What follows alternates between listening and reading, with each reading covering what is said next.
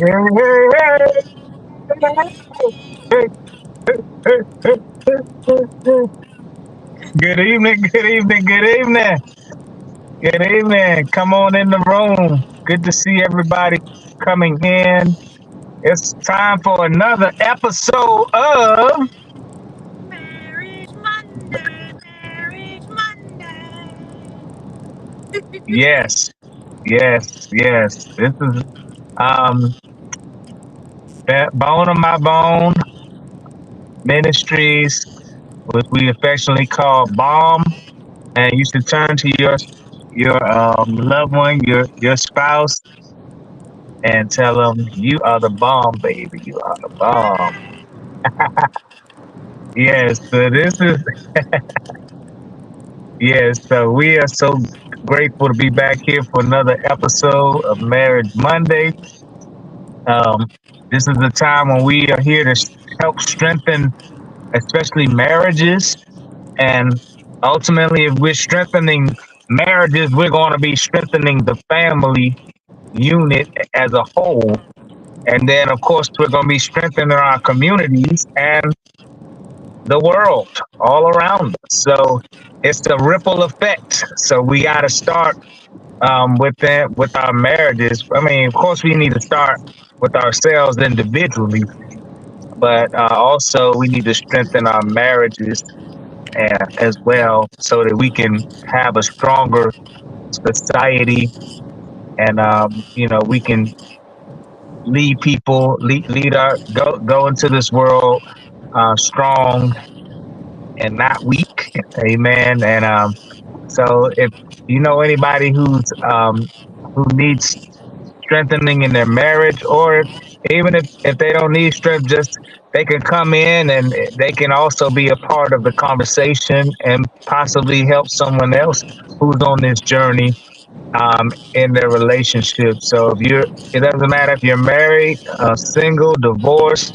If you're thinking about being in a relationship, come on in the room, and we're going to have a great time. We're going to have a great conversation today. And you have a birthday or anniversary, we would love to celebrate with you. So drop your date in the comments, and we definitely celebrate with you. And we say happy birthday, happy anniversary to you. Happy birthday, happy anniversary. How does my sound come across to you? It sounds fine. Is It it sounds coming? good. Yours is coming across a little staticky and kind of, I don't know. So that's why I'm just trying to make sure that are you hearing what I'm hearing? All right, what are you using for your sound? It's a I'm using like the speaker phone part. I mean, Oh, yeah, it's the phone, the phone. I don't have it on Bluetooth or anything. oh, okay. Yeah, I don't know what it is. I was just Is trying it to still sounding staticky? not as bad as it was, and then it was just the volume of it too. Is it low? No, it was high. I need to turn it down. Maybe, yeah, maybe just a little bit. Uh, Yeah, Maybe that's a little better. I don't know if that helped her. that did. That's a little bit better. Yeah, Okay. yeah. Can you understand what I'm saying though? I could hear you. Yeah, it's just I don't know if it's where you are the or whatever, but it was just coming across as loud as a little bit of a static thing going on. But I can understand you. Okay. Let me know if you I don't and let me know if you're having any issues with the sound for me because I'm riding back. So You sound good. You sound good. okay, okay, You're on the road. You're on the road, and yeah, I miss you. We I miss we've been apart. yeah, I miss you too.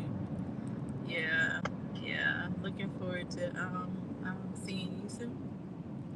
Yay. Yay. Well, y'all, we just had a little technical difficulty, but we are definitely ready to get started with this conversation. Um, Please like and share this, whether you're tuning in now or if you're going to be tuning in later. Um, Share and like this out with others. It's going to be an amazing conversation. Wow. And you have anything you wanted to add to that? Yeah, just thank you for joining in. And as you come in, say hello. We love to dialogue with you. We love to see your comments. We love for you to interact with us. It's a blessing. It encourages us when we have interaction. And when we can see your comments and know that you're, engaging and enjoying the conversation, because it's not just us getting up here talking. We're of course we're sharing information, but we're also gleaning and learning as we share and growing Mhm. as we share. So it's so important to have that dialogue and to have you to um, commune and talk with us. Yeah. Yeah. So what are we talking about today? So we started out last week talking about from a book, an amazing book that was recommended to us by our bishop at our church. And the title of this book is called Love and Respect. Love and Respect. Awesome book. If every person in a relationship who's thinking about being married, or wondering what in the world is going on in my relationship, why am I struggling? This book will get you from where you are to where you want to be, where you need to be. Amen. So, um, we talked last week. It's called Love and Respect. The love he desperately needs, the love she most desires. And this is by Dr. Emerson Eggerichs. And he's an amazing author and an amazing um, expositor on relationships. He and his wife do an amazing job. They have a lot of resources. They also have a workbook. Do you have your workbook? No, you don't. There's a workbook that also accompanies this book, Love and Respect. There it is. Yeah, she got it this week. So this is the workbook, so you can follow along and actually work, do the assignments that are go in line with the chapters that are in the book. And so last week we talked about um, we went over, the introduction of the book, and we got into talking about the crazy cycle. And I'm not going to do a big old recap, but the crazy cycle is what we mainly talked about last week. The crazy cycle has to do with, and it goes like this: without love, she reacts without respect, and without respect, he's going to react without love. And we see it all the time. But a lot of times,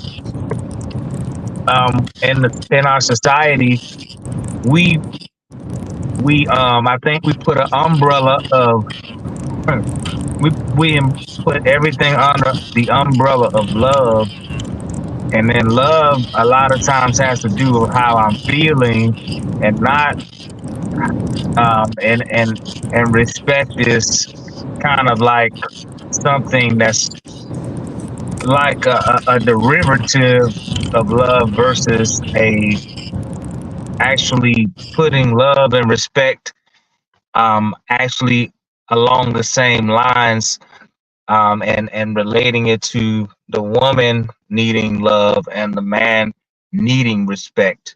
And so that's what we're talking about during these sessions. We're going to be really diving into some of the chapters, and can you still hear me? I can still hear you. Mm-hmm. Okay, great.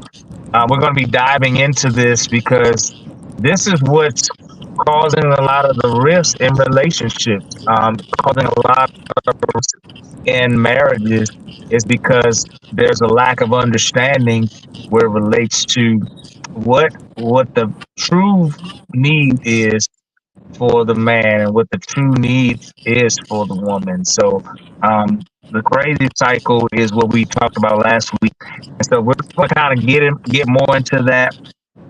Um, the three parts of this book has to do with stopping the crazy cycle conflict, initiating the energizing cycle of change, and the third thing is enjoying the reward cycle of new passion. And we talked last week, and we talked about how this is the season for relationships that are going to have a new passion. So if you're if you're believing God for changing your relationship for the better, let just begin to prophesy that over your own relationship, over your own marriage now that we have a new passion. I have a new passion. And you can type that in the comments. We have new passion in our relationship. We have a new passion in our marriage.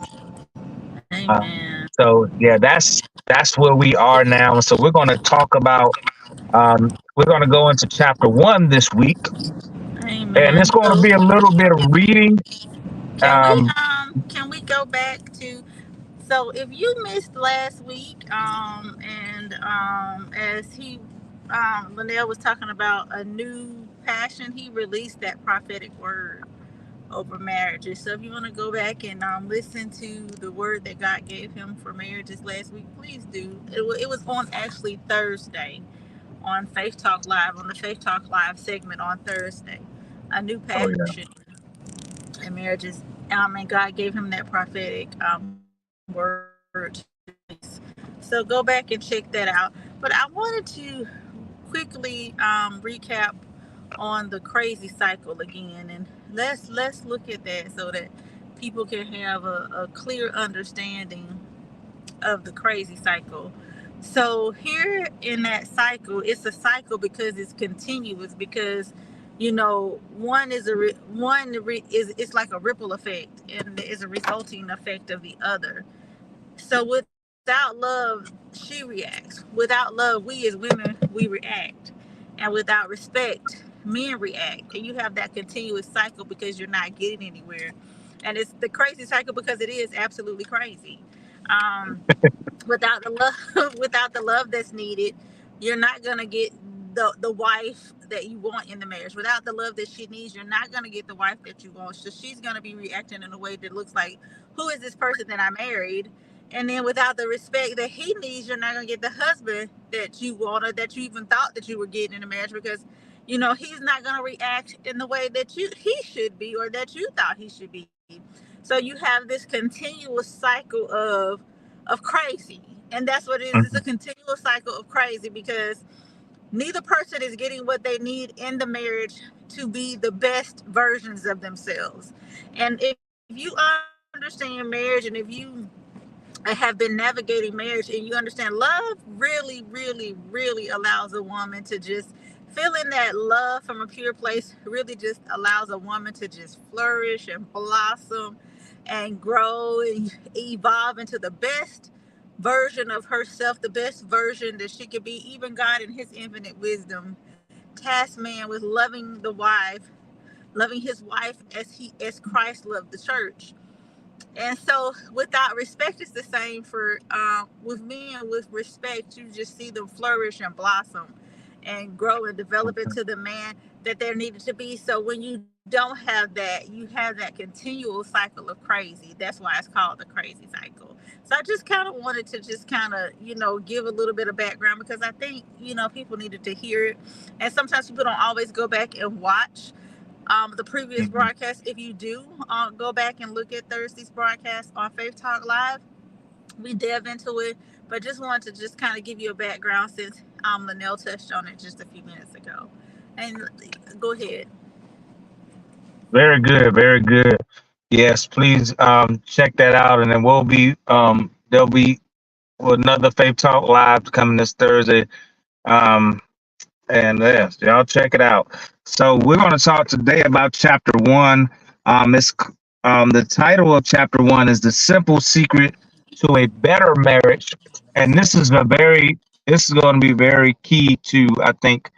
Um, we got to think about what I think about when we're going about to read this part is, and you say this a whole lot, babe. You always say, your decisions don't just affect you. Right. Your decisions and the things that you do and how you respond to things doesn't just affect you. And so this kind of made me think about that when I was reading this first part. And so it's gonna be a little bit of reading, but it's interesting. So just stay with me. It starts off saying, how can I get my husband to love me as much as I love him? This was the basic question I heard from wife after wife who came to me for counseling during the almost 20 years I pastored a growing congregation. My heart broke for wives as they wept and told me their stories. Women are so tender. Can anybody agree with that? On many occasions, I sat there with tears rolling down my cheeks at the same time I became irked with husbands. Why couldn't they see what they were doing to their wives? Was there some way I could help wives motivate these husbands to love them more?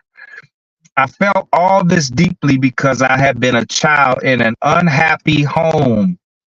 Listen to this. He says, my parents divorced when I was one. Later, they remarried each other, but when I was 5, they separated again. They came back together when I was in 3rd grade, and my childhood years were filled with memories of yelling and unsettling tension. I saw and heard things that were permanently etched into my soul, and I would cry myself to sleep at times. I remember feeling a deep sadness. I wet the bed until age 11 and was sent off to military school at age 13, where I stayed until I graduated. As I look back on how my parents lived a life of almost a constant conflict, I can see the root issue of their unhappiness.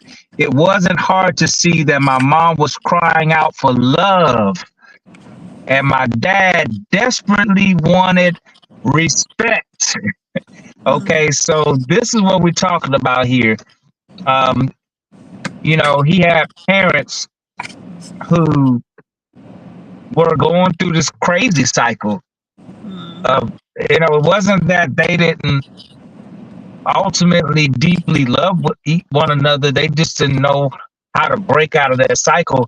But you see what happened to him, even to this day. He said that because of what happened, it's the sadness and it's so deep. The things that happen are so etched into his soul because of what they went through, what he went through growing up. And so we gotta realize that also not just are you hurting yourself and hurting your marriage when you stay in this crazy cycle, but if you have children, you're also hurting them. And I don't think he's like, So true. uh, I don't think And he's that's so just, true. That is so good. yeah. I don't think that he's just. I don't think this is just something that we can. I don't think this is just an isolated instance. I believe this happens all the time in households all around the world, and they just don't realize the effects that that is being placed on their children, on their offspring. What do you have to say about that, Tiff? I definitely agree. I definitely agree with you. I definitely agree with you in that. Yeah, you. A lot of times, when you have these situations where you have toxicity in your household because you're not communicating and giving the person, your spouse, what they need. It doesn't just affect you. And like he said, I have often shared that our decisions don't just affect us; they affect those around us and connected to us. And We have to be mindful of that, regardless of if they're there present or not. I don't know any decision in our lives that really has an effect those connected to us. When you really think about it, whether it's an immediate effect or a long term effect, or but there's an effect. And so I was just, just in reading this and hearing his heart. He went to bed until age 11 because of that, and the thing about it, he said it was permanently etched in his soul. So that's really, very, very traumatic. That's and if we don't get the revelation and really understand what each other needs, though, this is what will happen. We'll see this, and then we teach children dysfunctional patterns and Mm, dysfunctional behavior, and it becomes reciprocated in their lives. It becomes a thing that they repeat in their lives because that's all they've seen and that's all they know. Until you get to a place where of understanding where he got to say, "Oh, it's a better way." She needs love and I need respect. Vice versa, And I'm speaking just from his perspective, not, but as a woman, I need love, and as a man, you need respect. And so it's just it's really one of those things that really kind of helps you to open your eyes, really. If you really have love and care and respect and concern for your children, you don't want them wounded, and you don't want them wounded in this way, because a lot of times it takes what you're going through may take your child a lifetime to recover from. And you're thinking, oh, and then y'all have gone on, and sometimes you can see they don't grow from that place. But when some couples do grow from that place, but the children are still having the effects of it into their adulthood, and navigating their own relationships and learning life. So it behooves us to really get to a place of understanding, to say that there has to be a better way, and then to make intentional and deliberate steps in walking out that better way. mm, yeah, that's it. That's it. He goes on further to say down toward the bottom of that same page on page 8. He says, I sensed during my childhood that I can clearly see now that both of my parents were reacting to each other defensively. Their problem was they could offend each other most easily, but they had no tools to make a few minor adjustments that could turn off their flamethrowers. Mm. And so that was the biggest thing. That was a big takeaway that I had from that, was that we have to watch how um, we got to make sure we don't stay on that cycle. I mean, you may get on the cycle, but I pray that something from this will help us to see that it's not. We got to get off the crazy cycle and stay off of it as much as possible, so that we can make way for this new generation that's coming behind us. And maybe you didn't know before, but you know now, and you're recognizing some things. And we're going to be continuing to talk about how to get off of the crazy cycle. But um, I just wanted to point that out. How much more time do we have? We want to go, because we got some more sections we can go through. Yeah, we have we have some more minutes, but You saw that's something else you wanted to? I was just thinking about what he said about their problem was they could offend each other most easily, but they had no tools to make a few minor adjustments that could turn off their flamethrowers. That's an interesting use of words, and and if we're not careful, it is very easy to offend. It's Mm-hmm. very easy to offend if we're not careful and if we're not intentional, Right. um, in operating in love and respect. It's very easily to offend, but we do need tools in our arsenal to help us to not be in that place of flame throwing, as Yes. as he said. And so I'm very thankful for the book by Dr. Emerson, and excited to share this with the audience. I think it will be a blessing. I know it will be a blessing to so many. Yes. Yes. Yes. Um, I'm gonna. So there was another area, a section that's on around page 10. He talks about you can be right but wrong at the top of your voice. Mm-hmm. And Interesting. so I thought this was a very interesting one as well. So we were talking about he was talking about how, his wife Sarah is his wife's name, and he does a lot of stories during in the book, but they drive home such amazing points. Mm-hmm. So he's talking here. He says, "I didn't respond." Let me see if I can find a spot to go in here at.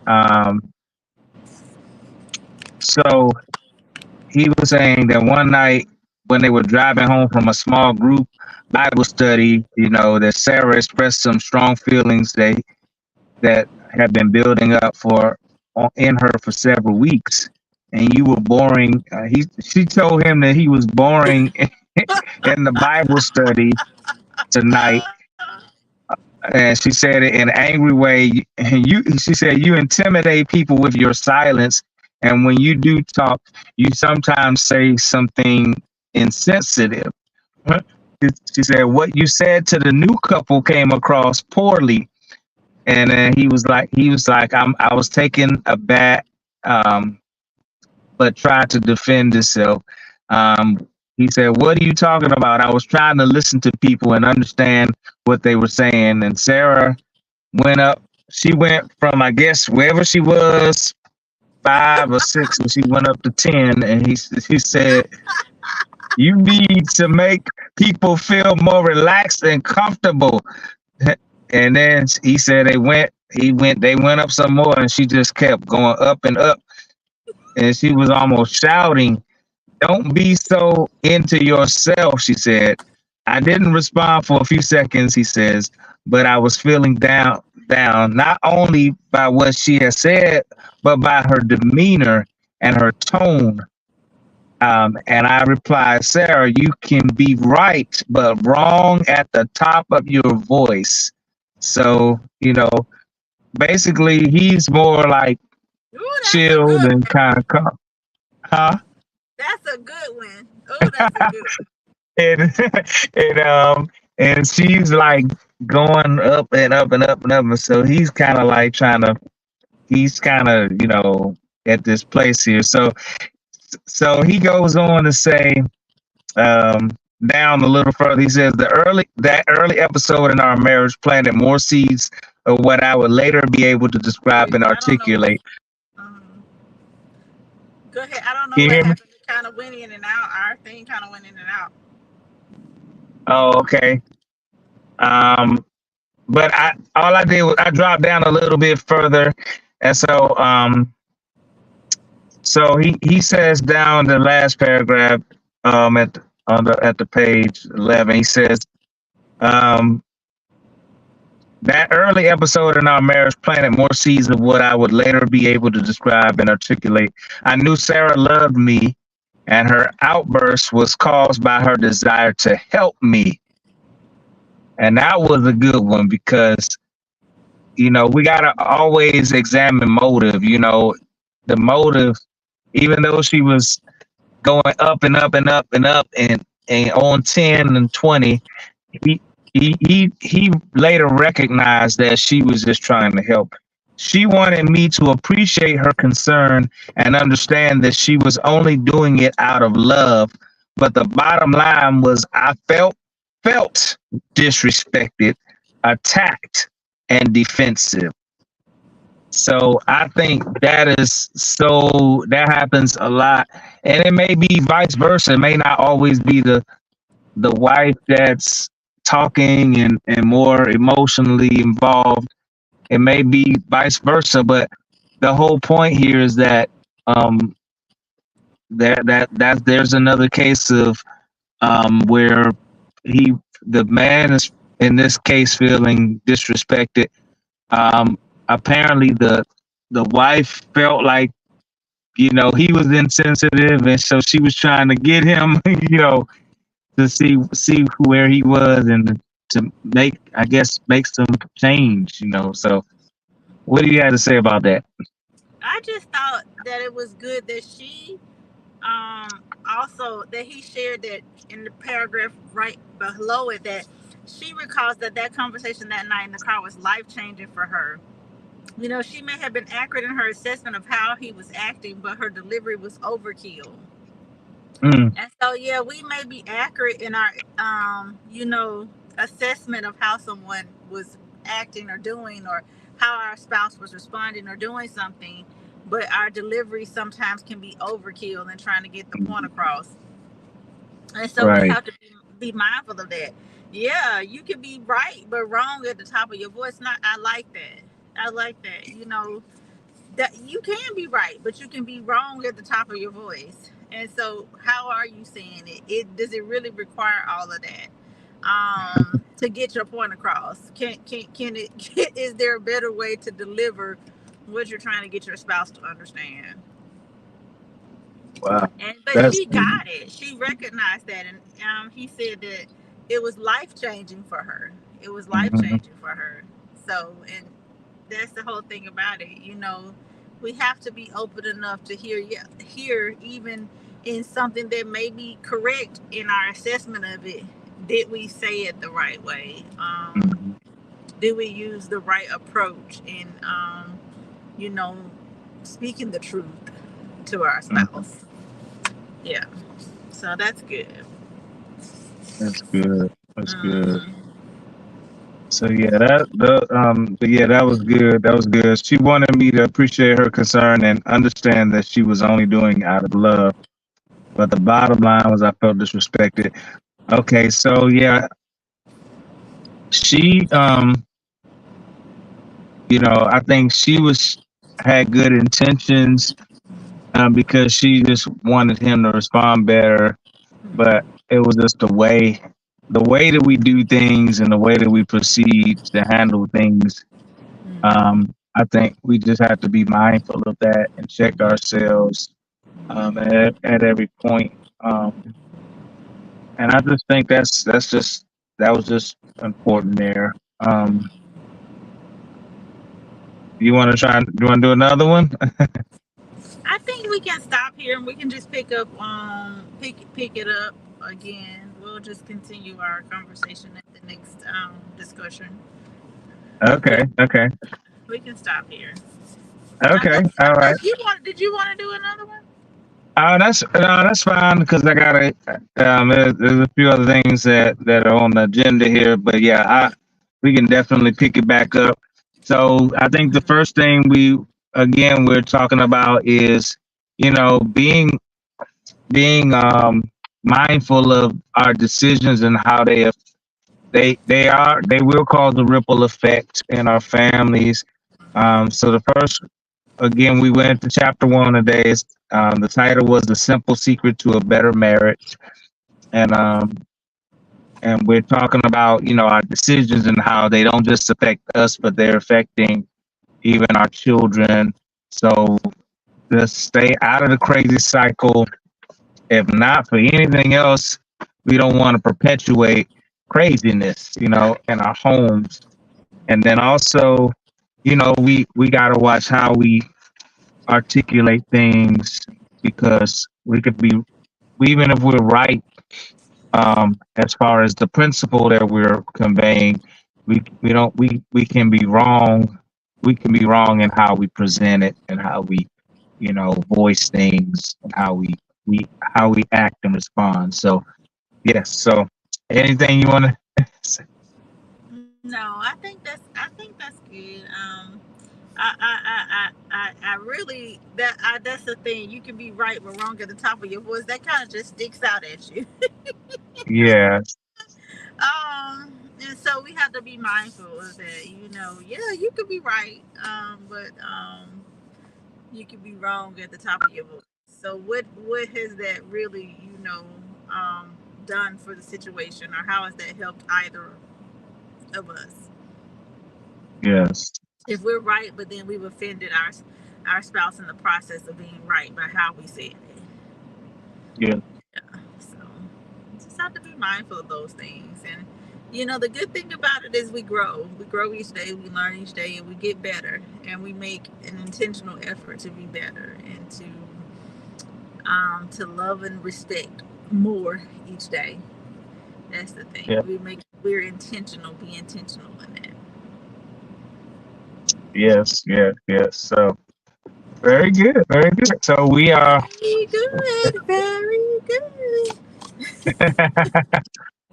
Yeah, so just we're praying for marriages. If y'all have anything, don't forget to put your responses in the chat. We love to hear from you, and we'll be back on. When are we coming back on? I know next Monday.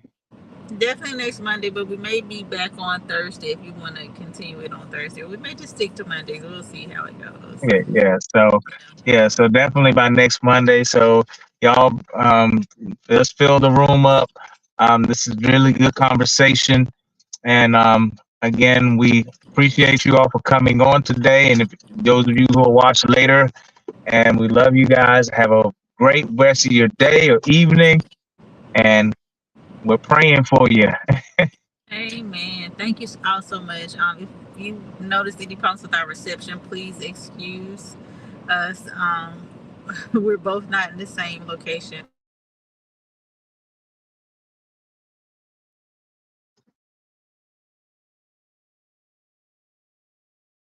God bless you all and thank you for so much. We pray that your week has started beautifully. We love you all.